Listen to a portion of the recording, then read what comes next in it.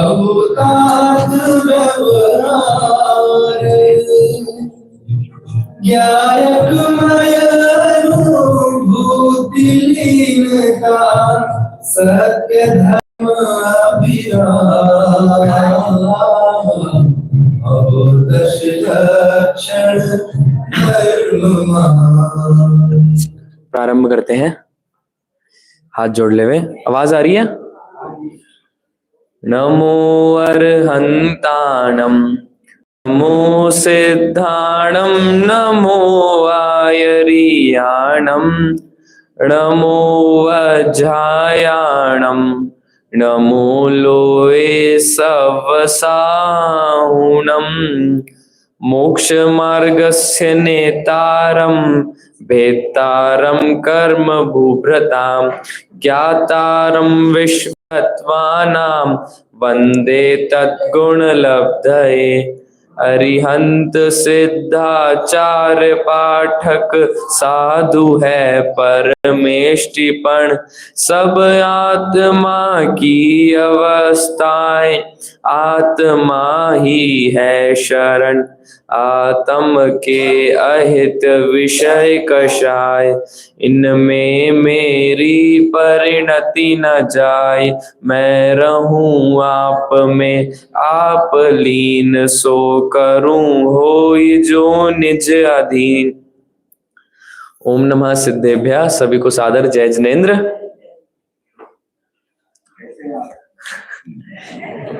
कैसे आप?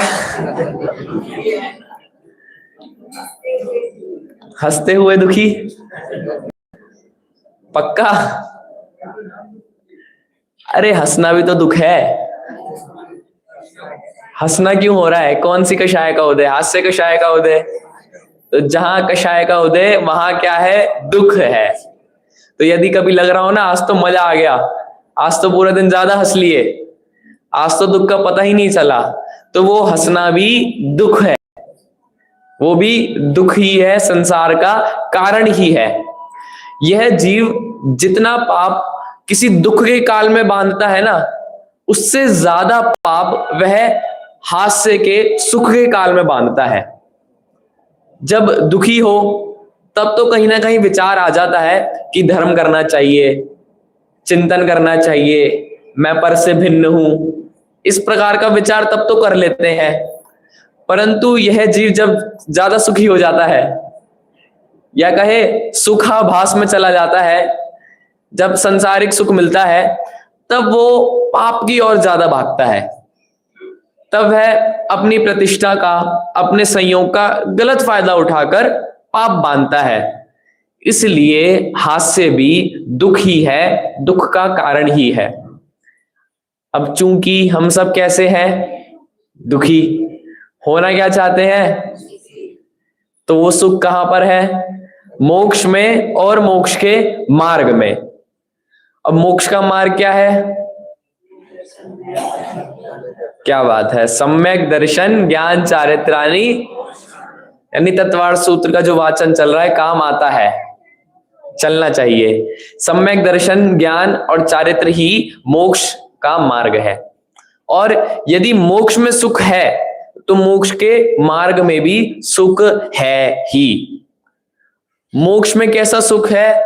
आकुलता रहित, और मोक्ष के मार्ग में भी आकुलता रहित ही सुख है।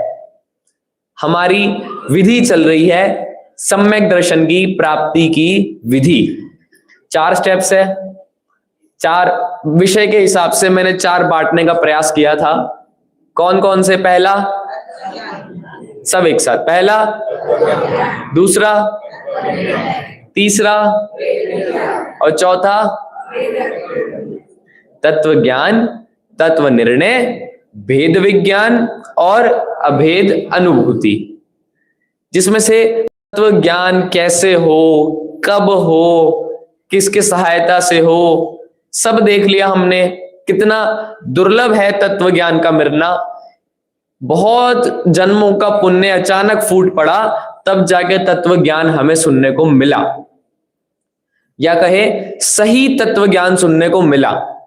क्योंकि तत्व की बातें तो सभी लोग करते हैं, स्वभाव की बात तो सभी जन करते हैं, परंतु सही तत्व की बात जब विचार किया, परीक्षा करी, तब मुझे समझ आया कि ये सही और गलत है। जब कल तत्व विचार, तत्व परीक्षा की बात आ रही थी, तब भी हमने देखा कि परीक्षा कैसे करे। जो अरिहंत ने कहा, जो शास्त्रों में आया, उसको सही मान लेना। कैसे सही मान लेना? कि जो हे और उपादेय पदार्थ है, उनको तो परीक्षा के साथ सिद्ध करना, और जो ज्ञेय पदार्थ है उनको वैसा का वैसा मान लेना। जो आप प्रत्यक्ष देख पा रहे हैं, जो आत्मानुभूति का विषय है, जो तर्क युक्ति से सिद्ध हो सकते हैं, उनकी तो क्या करना, परीक्षा करना।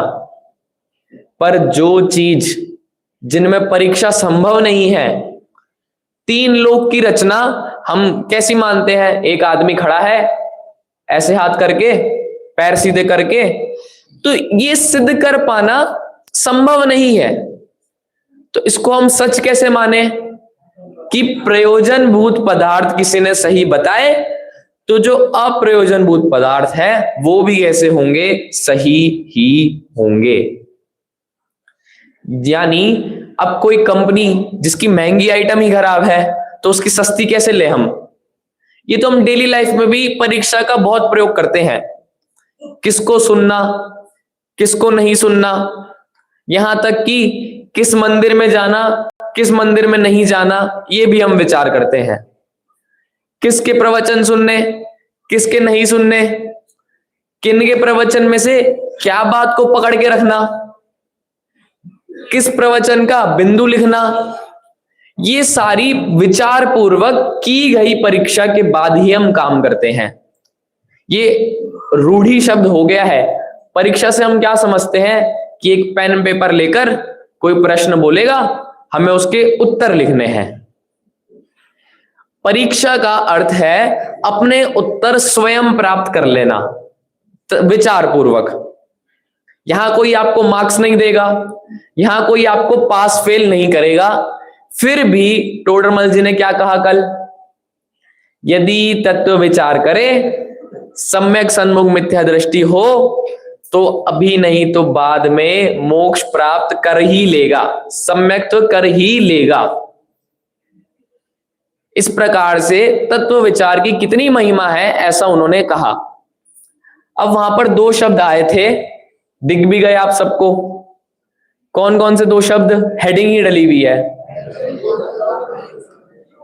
प्रयोजन भूत और अप्रयोजन भूत। कहा गया था वहां पर प्रयोजन भूत की तो परीक्षा करना, और अप्रयोजन भूत को ऐसे ही ग्रहण कर लेना। तो ये प्रयोजन भूत अप्रयोजन भूत क्या है, ये भी तो बता दो। क्या काम का है, क्या काम का नहीं है। अब ये मोक्ष मार्ग प्रकाशक ग्रंथ है, इसका थोड़ा सा मैं आपको परिचय दूं तो एंड में 9वें अधिकार में सम्यक दर्शन की परिभाषा की परीक्षा करी है। जैसे आप सुना होगा तत्वार्थ श्रद्धानम सम्यक दर्शनम, और देवशास्त्र गुरु का श्रद्धान सम्यक दर्शन है, आपा पर का भेद विज्ञान सम्यक दर्शन है,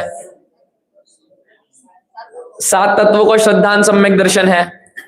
इस प्रकार से जो कई परिभाषा आ रही है ना, उनमें से सही कौन सी है, तो उसकी भी परीक्षा करी गई।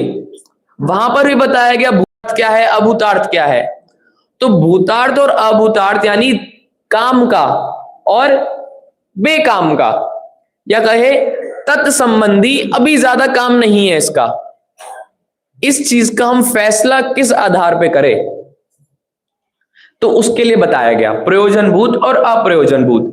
यहां कोई पूछे कि प्रयोजन भूत और अप्रयोजन भूत पदार्थ कौन है, अब आपने तो पूछा नहीं, तो टोडरमल जी ने खुद ही एक जना खड़ा कर दिया कि कोई पूछ रहा है। समाधान, इस जीव को प्रयोजन तो एक यही है कि दुख ना हो, और वही सभी सब क्या चाहते हैं, सुख चाहिए, दुख नहीं चाहिए। तो सरल परिभाषा दे दी, प्रयोजन भूत क्या? कि जिससे हमें सुख मिले और दुख चला जाए, वो क्या है? प्रयोजन भूत। और देखिए, किसी जीव के अन्य कुछ भी प्रयोजन नहीं है, तथा दुख का ना होना, सुख का होना एक ही है, क्योंकि दुख का अभाव वही सुख है, और इसी प्रयोजन सिद्धि जीवादि का सत्य श्रद्धान करने से होती है। पहले भी आपको पेज पलटा के दिखा दिए थे कि उपाय क्या बताया? जीवादि का सच्चा श्रद्धान। वही बात दोबारा इन्होंने कह दी, सुख चाहिए, दुख नहीं चाहिए, ले लो। कैसे हो? जीवादि का सच्चा श्रद्धान। प्रथम तो दुख दूर करने में आपा पर का ज्ञान अवश्य होना चाहिए। क्या ज्ञान होना चाहिए? आपा पर का क्या होना चाहिए? ज्ञान। जो हमारा तब से बात चल रही है ना, तत्व ज्ञान। आप समझिए, पूरा लिंक में विषय चल रहा है। जो तत्व ज्ञान की हमने अहमियत देखी थी, तत्व ज्ञान क्यों जरूरी है, हम जो तत्व ज्ञान कर रहे हैं, तो टोडरमल जी ने कहा पहला स्टेप क्या है? दुख दूर करने में आपा पर का ज्ञान अवश्य होना चाहिए। है क्या आपको आपा पर का ज्ञान? जीव की परिभाषा पता है? अजीव की पता है? जीव के लक्षण ध्यान में है? क्या है जीव का लक्षण? जानना, देखना और सुख दुख का अनुभव करना। अजीव कैसा है? जो ना जानता, स्पर्श रस गंधवर्ण तो पुद्गल का लक्षण है। अजीव का है जो ना जानता, ना देखता, ना सुख दुख का अनुभव करता है। कोई कुछ कह रहा है क्या? नहीं, ठीक है। यदि आपा पर का ज्ञान नहीं हो तो अपने को पहचाने बिना अपना दुख दूर कैसे हो? पहले जान लो बीमारी कहां है। जहां प्रॉब्लम होगी सॉल्यूशन वहां देंगे। पहले टेस्ट करके ये जान लो आपको एक्चुअल समस्या क्या है। तो ब्लड टेस्ट करवाया, पता चला कि फलाना समस्या है, शुगर बढ़ा हुआ है, तो फिर आपकी शुगर की चालू कर देंगे। तो पहले आपा पर का ज्ञान किया, उससे पहचान लो कि आप क्या हो, फिर हम आपका दुख दूर करेंगे। अथवा आपा पर को एक जानकर अपना दुख दूर करने के अर्थ पर का उपचार करें तो अपना दुख दूर कैसे हो। थी क्या? शुगर की प्रॉब्लम थी और समझ कुछ और लिया, तो उसको सही कैसे किया जाए? पहले पहचानो ना समस्या कहां है, किस पार्ट में समस्या है। यदि हाथ में है तो हाथ पे दवाई लगाओ। हाथ और पैर को एक मान लोगे और पैर पे दवाई लगाओगे तो सही नहीं होगी। तो आपा पर का ऐसा ज्ञान, दो वस्तुओं में भिन्नता का ज्ञान बहुत जरूरी है। अथवा अपने से पर भिन्न है, परंतु यह पर में अहंकार ममकार करे तो उससे, भाई हम शुगर की दवाई तो दे देंगे, पर यदि आप मिठाई ही खाते रहे तो भी प्रॉब्लम सॉल्व नहीं होगी। ऐसी बात है। आपने दो वर्ड सुने होंगे, एक प्रिवेंशन, एक प्रिकॉशन। यानी पहला तो चीज को रोकना और दूसरा कि उसको उत्पन्न ही नहीं होने देना। उत्पन्न होने से पहले ही संभावना जितनी भी है वो लागू कर लेना। जैसे डेंगू हुआ तो पहले ही घर को साफ कर लेना कि मच्छर पैदा ही ना हो, और अब यदि हो गया तो दवाई ले लो। दोनों बातें। अब अतत्व श्रद्धान है तो ठीक है, हम करवा देंगे सॉल्व, परंतु अहंकार ममकार मत करना। फिर ये पहले से ही बता रहे हैं। जैसे किसी का लिवर ट्रांसप्लांट हो ना, ज्यादा शराब पीने से या स्मोकिंग से, तो कहते ठीक है हम कर तो देंगे, परंतु दोबारा एक बार भी किया ना तो दोबारा खराबी हो जाएगी, फिर मत कहना हमें। जैसे कभी हम स्कूटी गए, गाड़ी का कुछ पार्ट चेंज कराने गए, गारंटी कितनी है कि 6 महीने की है, पर तोड़ मत देना। एक्सीडेंट हो जाए तो हमारी जिम्मेदारी नहीं है, वैसे टूटेगी नहीं। कि टीवी फ्रिज लिया, गारंटी वारंटी मिलती है उसके साथ, कितनी वारंटी है? 1 साल की है, पर तार मत काटना इसकी, तो है। इस हिसाब से कह रहे हैं कि तत्व ज्ञान में आपा पर का भेद विज्ञान तो करो, पर अहंकार ममकार मत करना, उससे तो दुख ही होगा।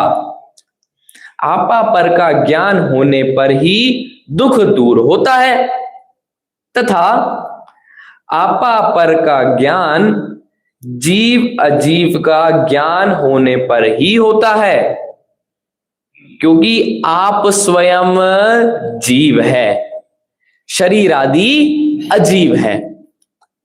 अभी तक ज्ञान की ही बात आ रही है, जो तत्व ज्ञान की हमने पूरी इतनी विस्तार से बात करी थी। अब शॉर्ट में कि जीव और अजीव ही 2 चीज है पूरे विश्व में। यदि पूरे विश्व को 2 शब्दों में कहे तो जीव और अजीव। जीव कौन है यहां पर? सिर्फ मैं, कोई दूसरा जीव भी मेरे लिए क्या है? अजीव। तो 2 पक्ष खड़ेगी, एक जीव और अजीव, जिसमें से आप स्वयं तो जीव है, शरीर आदि अजीव है। अब देखिए आगे महत्वपूर्ण प्रकरण है, यदि लक्षण आदि द्वारा, लक्षण इसकी भी बात करी थी। लक्षण यानी कोई विशेष चिन्ह, ऐसे विशेष चिन्ह जिनसे 2 वस्तुओं में भेद हो। लक्षण की परिभाषा आती है व्यतिकीर्ण वस्तु व्यावृत्ति हेतुर लक्षणम। जो मिली जुली वस्तुओं में से एक वस्तु अलग करने में मदद करे, वो है लक्षण। जैसे मैं इधर सभा में कहूं जो 10 साल का है वो आ जाओ, तो पूरी मिली जुली में से आत्मन उठ के बाहर आ जाएगा, है ना। तो मिली जुली पदार्थ में से जो एक अलग कर सके किसी चीज को, उसे कहते हैं लक्षण। अब लक्षण द्वारा किसको पहचानना? जीव अजीव की पहचान हो तो अपनी और पर की भिन्नता भाषित होती है। अब जीव का लक्षण क्या कहते हैं? जानना, देखना। अब 6 द्रव्य रखो सामने, 6 द्रव्य पूरे मिक्स करके रख दो, ना पाया जाए तो उसको अलग कर लेना, ये क्या है? जीव। और जिसमें ना पाया जाए वो सब क्या है? अजीव की कैटेगरी में उनको डाल देना। ऐसे लक्षण मिला लेना, क्योंकि जब तक लक्षण नहीं मिलाओगे तब तक ये आपा पर का ज्ञान नहीं होगा। और देखो, अथवा जीव अजीव का ज्ञान होने पर जिन पदार्थों के अन्यथा श्रद्धांत से दुख होता था, उनका यथार्थ ज्ञान होने से दुख दूर होता है। कितना सरल कहा कि जिस चीज से आपको दुख हो रहा था, उस चीज का यथार्थ ज्ञान कर लो तो आपका दुख दूर हो जाएगा। दुख किस बात से हो रहा था? अजीव से दुख हो रहा था। कैसे हो रहा था? अजीव में क्या था? अहंकार और ममकार। तो जैसे ही यथार्थ ज्ञान होगा तो दुख दूर हो जाएगा। आप सबको समझ आ रहा है क्या? सबको पक्का? रिपीट कर सकते हैं हम यदि आप कहे तो थोड़ा बहुत।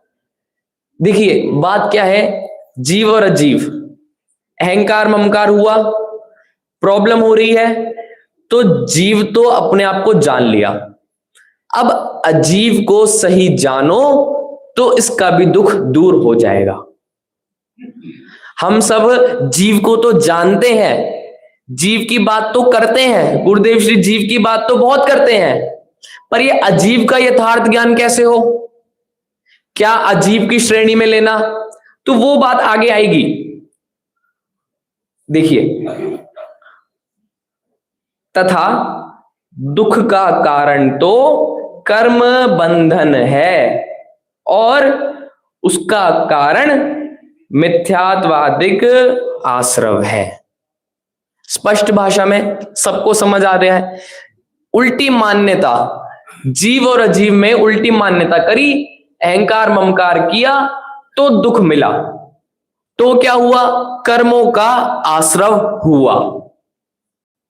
यदि इनको ना पहचाने, इनको दुख का मूल कारण ना जाने, तो इनका अभाव कैसे करे?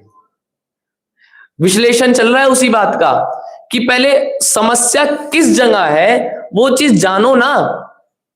अब जगह जान ली कहां है, अब ये क्यों आई, हाथ पे यदि दर्द है तो क्यों हुआ? तो हम सोचते हैं सोए थे ना तो हाथ नीचे रह गया होगा, या फिर कुछ ज्यादा काम कर लिया, कुछ भार उठा दिया तो नस चटक गई होगी, या चलते चलते किसी चीज से टकरा गए होंगे। ये प्रॉब्लम जानो कि हुई क्यों। आपने ये तो समझ लिया कि अजीब से समस्या है, अजीब से भी समस्या क्यों हुई? अब अजीब तो सामने से कुछ नहीं कर रहा, क्योंकि यदि अजीब में इतनी ताकत हो, अजीब में इतना दम हो कि जीव को दुख दे दे, तो भाई साहब अनंत अनंत अजीब है, और जीव सिर्फ आप खुद है। आपके आसपास कितने अजीब हैं? अनंत अनंत। और आप जीव कितने हैं? सिर्फ एक। तो यदि अनंत अनंत चीजें जीव को पकड़े रखे अपनी मर्जी से, तो बताइए जीव कैसे छूट पाए? यहां तो उस एक ने अनंत अनंत को पकड़ा हुआ है। भाई साहब ने पूरा विश्लेषण किया था, ध्यान में है कि नहीं है? पक्का कि माइक पकड़ा है? तो बताइए किसने किसको पकड़ा है?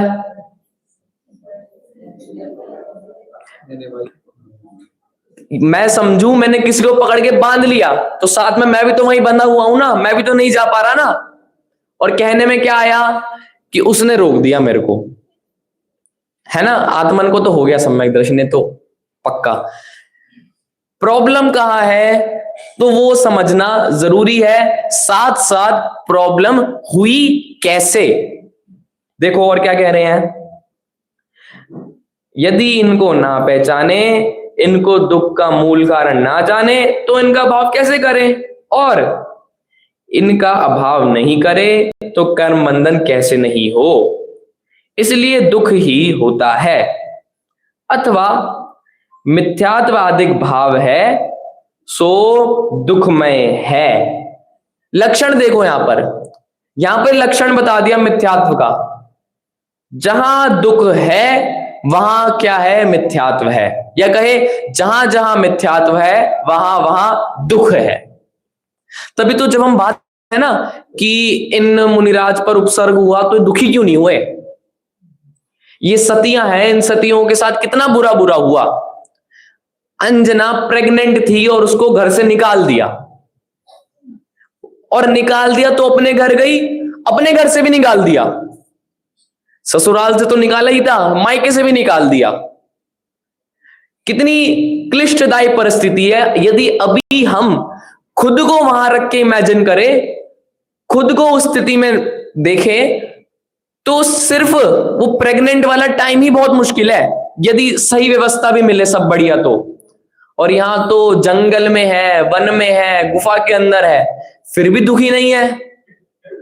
क्योंकि दुख का लक्षण क्या है? मिथ्यात्व का होना। यदि मिथ्यात्व है तो क्या है? दुख है। तो यदि आपको कभी दुख लगे तो समझ लेना क्या बोल रहा है आपका ये। और यदि बुरी परिस्थिति भी हो, कभी कोई अपने अनुकूल परिस्थिति ना हो, उस समय भी लग रहा है कि आनंद में महसूस हो रहा है, तो समझ लेना क्या नहीं है? लक्षण बता दिया। मिली हुई चीज में से अलग कैसे करें मिथ्यात्व को, ये बता दिया, दुख ही लक्षण है। और देखो यदि उन्हें ज्यों का त्यों नहीं जाने तो उनका अभाव नहीं करे, तब दुखी ही रहे। ये बहुत इंपॉर्टेंट है। कैसा जानना है? ज्यों का त्यों।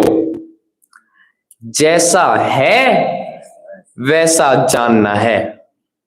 अब सारे धर्म पे लागू करो। मायाचार में क्या था कि जैसा है वैसा नहीं कहता, कुछ और करता है। सत्य में क्या था कि जैसा वस्तु का स्वभाव है वैसा के वचनों में कुछ और कह देता है। तो ये जो 10 धर्म है ना, ये कुछ अलग विषय नहीं है। और जो दोपहर में चल रहा है ये भी कुछ अलग विषय नहीं है। और जो सुबह गुरुदेव के प्रवचन होते हैं वो भी कोई अलग विषय नहीं है। सब ही मोक्ष मार्ग का प्रकरण है। और कह रहे हैं कैसा जानो ज्यों का त्यों, कि मिथ्यात्व का लक्षण कैसा है, दुख वाला। तो बस दुख वाला जानो। अब थोड़ा सुख भी मत काउंट करना उसमें। थोड़ा ना तो सुख ना कम दुख, दुख तो दुख है। अब जेल छोटी हो या जेल थोड़ी सी बड़ी हो, या जेल में एक छेद में से कहीं से रोशनी आ रही हो, तो उसको अच्छी जेल नहीं कही जाएगी। इस प्रकार मिथ्यात्व का लक्षण तो दुख ही है। इसलिए किसको जानना? आश्रव को जानना। क्योंकि मिथ्यात्व ही एक ऐसा कर्म है जो संतान देकर मरती है। बाकी जो 7 कर्म है वो निसंतान कर्म है, यानी वो उनमें इतनी ताकत नहीं है वो किसी और कर्म को भी बांधे। मात्र मिथ्यात्व मोहनीय कर्म ही ऐसा कर्म है जो बाकी सारी 7 प्रकृतियों को बांधने में मदद करती है। इसलिए मेजर दुख कहां पे आया? आश्रव पे दिया गया। मिथ्यात्व किसको भेज रहा है? आश्रव को भेज रहा है कि जीव को पकड़ ले। यदि 2 राजा में युद्ध हो रहा है, सम्यक्त्व में और मिथ्यात्व में, तो मिथ्यात्व ने अपना सेनापति भेजा है अभी आश्रव का, तो पहले आश्रव से निपट लो, फिर राजा अपने आप खत्म हो जाएगा। तथा समस्त दुख का कारण कर्म बंधन है। यदि उसे ना जाने तो उससे मुक्त होने का उपाय नहीं करे, तब उसके निमित्त से दुख हो। इसलिए बंध को जानो। अब आश्रव हुआ, कर्म आए, तो कर्म ने फिर क्या किया? आत्मा से कर्म चिपक गए, जिसको क्या शब्द दिया? बंध। कि आश्रव आ रहा है तो पूरी फौज लेकर आएगा, और पूरी फौज सिर्फ देखने नहीं आएगी, आक्रमण करेगी, चारों तरफ से घेर लेगी, बंद कर देगी चारों तरफ से। तो अब सेनापति तक जाना है तो उससे पहले किसको हराना पड़ेगा? उन जो पूरी सेना आ रही है ना, जो चारों तरफ से बांध के रखी है, उन कर्मों की सेना को पहले हराना पड़ेगा। इसलिए बंध को भी जानो। तथा आश्रव का अभाव करना तो संवर है। उसका स्वरूप ना जाने तो उसमें प्रवर्तन नहीं करे। अब जब मिथ्यात्व ने अपना सेनापति भेजा था तो सम्यक क्यों चुप रहे? उसने किसे भेजा? संवर को।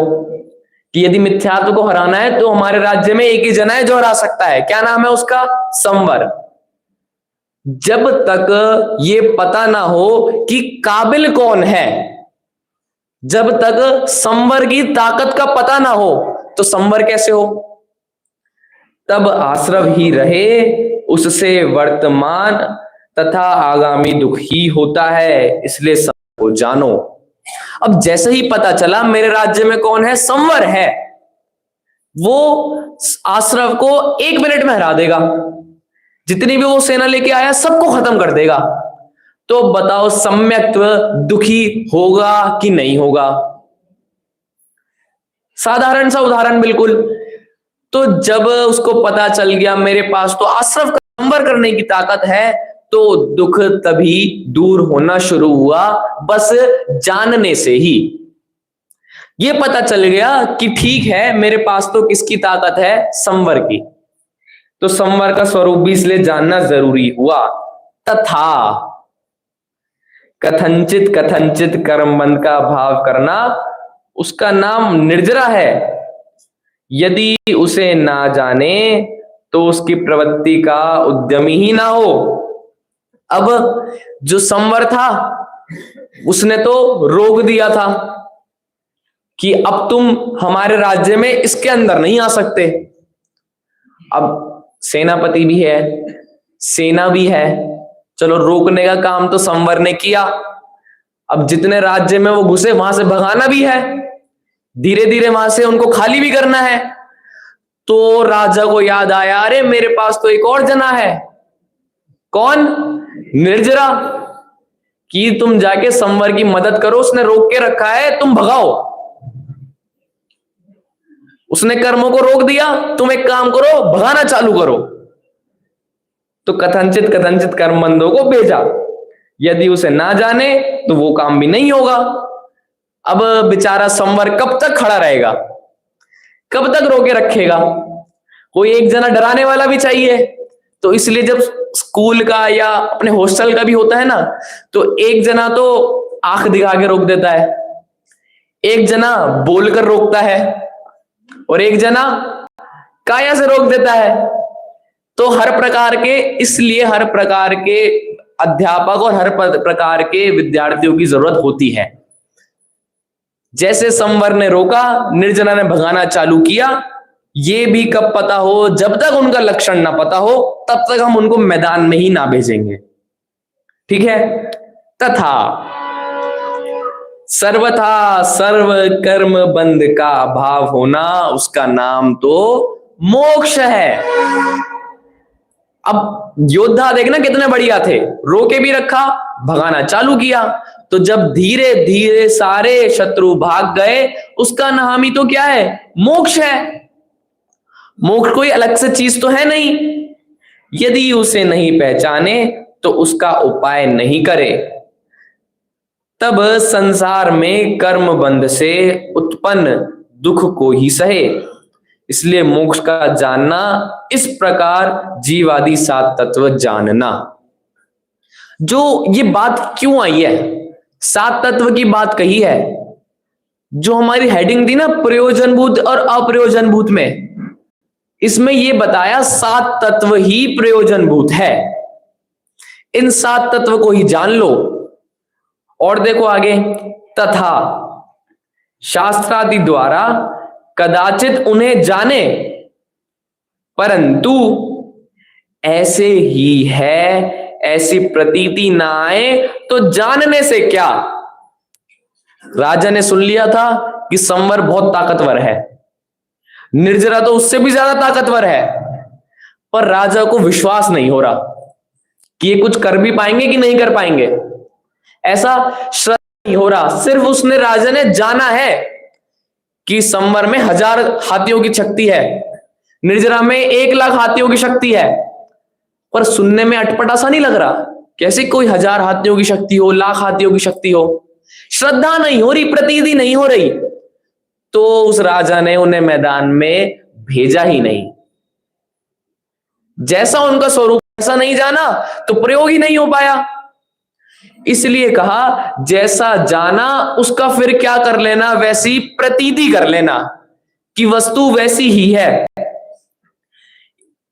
यदि नहीं किया तो उनका श्रद्धान करना ही कार्यकारी है, इसलिए उनका श्रद्धान करना कार्यकारी है।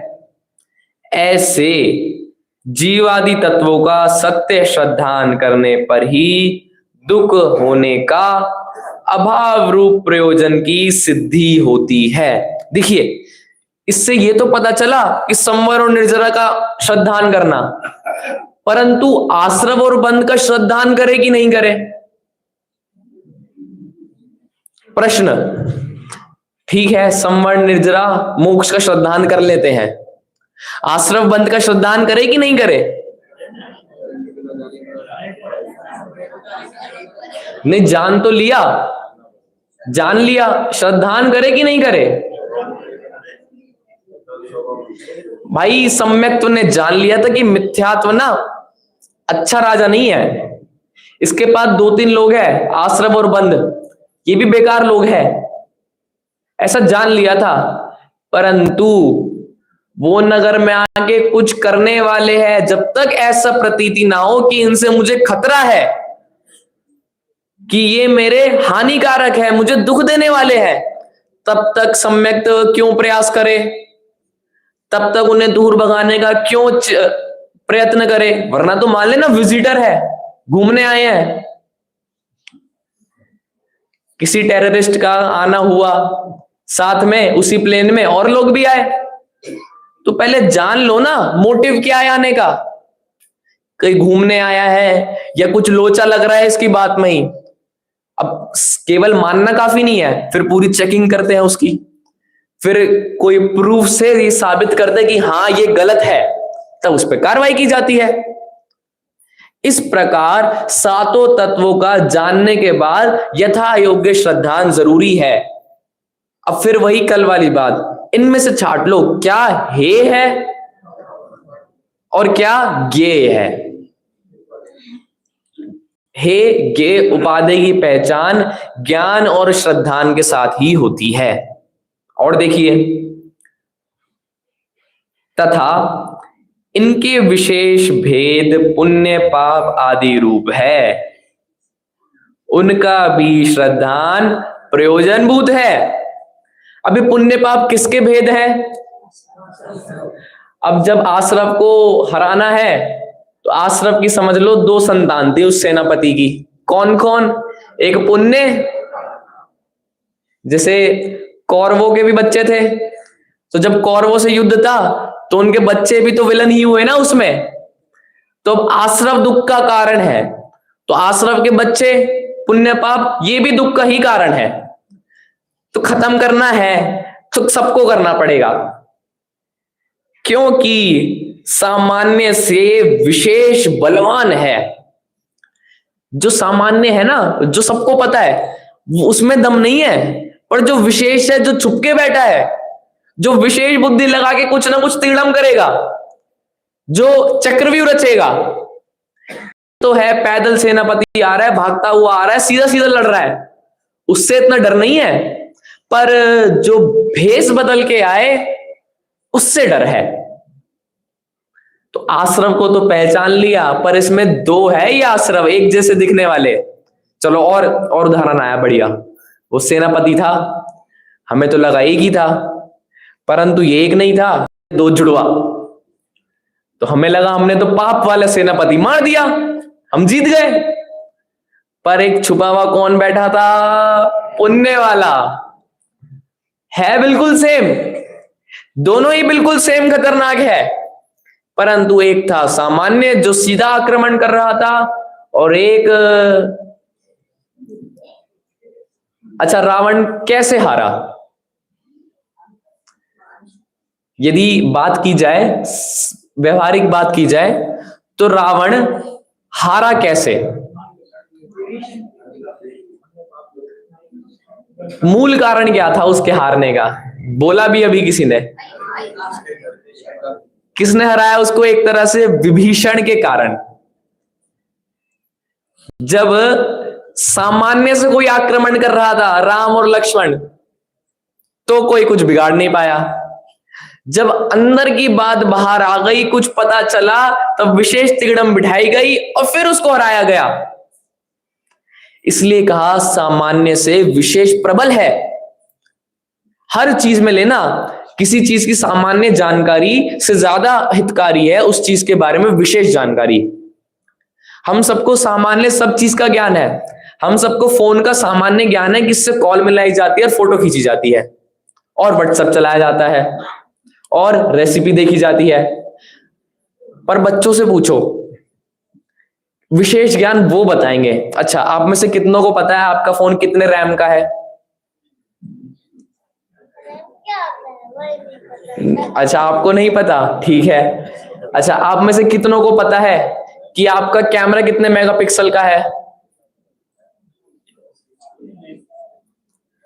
आप में से कितनों को पता है कि एंड्रॉइड का कौन सा वर्जन है? सामान्य जानकारी तो सबको है, पर काम की कौन सी है? विशेष जानकारी ही प्रबल है।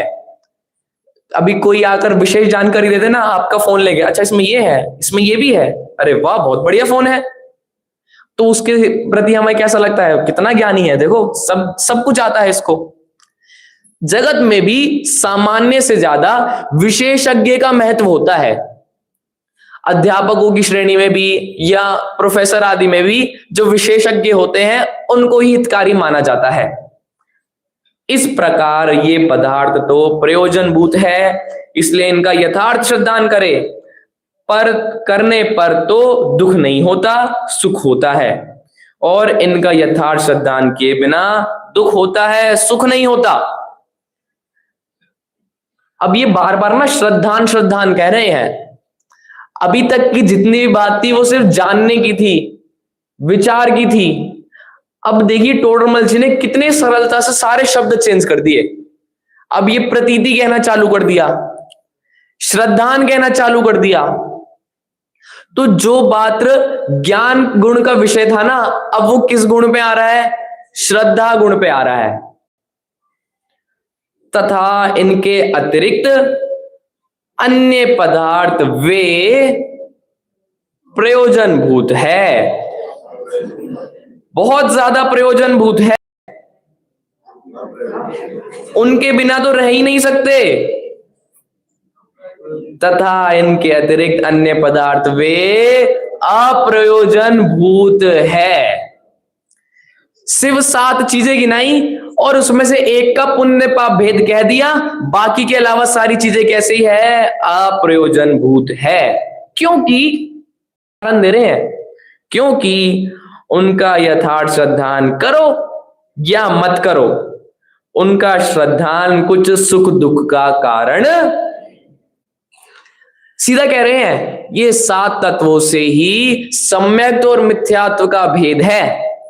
बाकी को आप गलत जानो या सही जानो, प्रयोजनभूत है ही नहीं वो, उससे आपका सुख दुख का कारण कुछ नहीं बैठता। यहां प्रश्न उठाया फिर, अब आपको तो हुआ नहीं, देखो क्या प्रश्न उठाया। पहले जीव अजीव पदार्थ कहे, उनमें तो सभी पदार्थ आ गए, उनके सिवा अन्य पदार्थ कौन रहे जिनमें अप्रयोजनभूत कहते हो? करवाया था ना आपसे, आप कौन से हैं? जीव। आपके अलावा सब कौन है? आपके अलावा दूसरा जीव भी क्या है? तो पूरी समस्त पृथ्वी आ गई ना इसमें। पूरी समस्त पृथ्वी क्या हो गई? प्रयोजनभूत हो गई। तो अप्रयोजनभूत क्या रहा? प्रश्न समझ आया कि नहीं आया? आया क्या? कि जीव अजीव में तो सब चीज आ गई, तो अप्रयोजनभूत क्या रहा? देखते हैं। पदार्थ तो सब जीव अजीव में गर्भित है, परंतु टोडरमल जी का परंतु उन जीव अजीवों के विशेष बहुत है। उनमें से जिन विशेषों सहित जीव अजीव का यथार्थ श्रद्धान करने से स्व पर का श्रद्धान हो, राग आदि दूर करने का श्रद्धान हो, उनसे सुख उत्पन्न हो, तथा अयथार्थ श्रद्धान करने से स्व पर का श्रद्धान नहीं हो, राग आदि दूर करने का श्रद्धान नहीं हो, इसलिए दुख उत्पन्न हो, उन विशेषों सहित जीव अजीव पदार्थों प्रयोजनभूत जानना। कितना बड़ा कह दिया, कुछ समझ ही नहीं आया। आपके ऊपर डाल दिया उन्होंने कि आपको जिन 2 चीज में भेद विज्ञान करने पर सुख दुख होता हो, जिन 2 चीज को एक करने पर दुख होता हो, जिन जीव अजीव से आपको समस्या हो रही हो, उन जीव अजीव में आप भेद विज्ञान कर लेना। उन जीव अजीव को आप आपा और पर के खाते में डाल देना, और जहां समस्या ना होती हो उसको रहने देना, वो आपका अप्रयोजनभूत है। अब सारी समस्या कहां शुरू होती है? सबसे पहले यहां से। क्योंकि यदि निर्धन धन देखे, गोरा काला देखे, ऊंचा नीचा देखे, संसार की कोई भी वस्तु से देखे, उसकी तुलना आप किससे करेंगे? सबसे पहले शरीर से। क्योंकि जब ये आपको मिला तब आपको सारी वस्तुएं मिली। इसलिए जीव और अजीव के यथार्थ श्रद्धान में सबसे पहले किसका श्रद्धान करना? आत्मा और शरीर का, कि जिसमें आपका सुख दुख होता हो। ये सब आप पर्सनल लगाना। यदि आपका अभी सुख दुख का रिमोट कंट्रोल आपकी गाड़ी में है कि गाड़ी अच्छी है तो मैं सुखी, गाड़ी अच्छी नहीं है तो मैं दुखी। तो सबसे पहले भेद विज्ञान जो आपा पर का होगा वो कैसा होगा कि गाड़ी अलग है होता हो, तो सबसे पहले भेद विज्ञान क्या करना कि घर अलग है मैं अलग हूं। यदि अब आपका शरीर संबंधी शुरू होता है, शरीर के प्रसंग में होता है कि बाल सफेद क्यों हो गए, तो सबसे पहले शरीर और जीव का कर लेना। और अब देखिए सबसे बड़ा प्रॉब्लम कहां होगा, जीव और शरीर में। यदि इन दोनों भेद विज्ञान हो जाए तो सब वस्तुओं में तो अपने आप हो जाएगा। तो छोटा सुख चाहिए या बड़ा सुख चाहिए, धीरे धीरे चाहिए कि जल्दी जल्दी चाहिए, तो इसलिए सबसे पहले कोशिश करो, सबसे पहले अपना ध्यान दो जीव और अजीव को अलग करने पे। इसकी विशेष चर्चा भेद विज्ञान संबंध में हम कल करेंगे। अभी के लिए यही विराम देते हैं। ओम नमः सिद्धेभ्य। सभी को सादर जय जिनेन्द्र।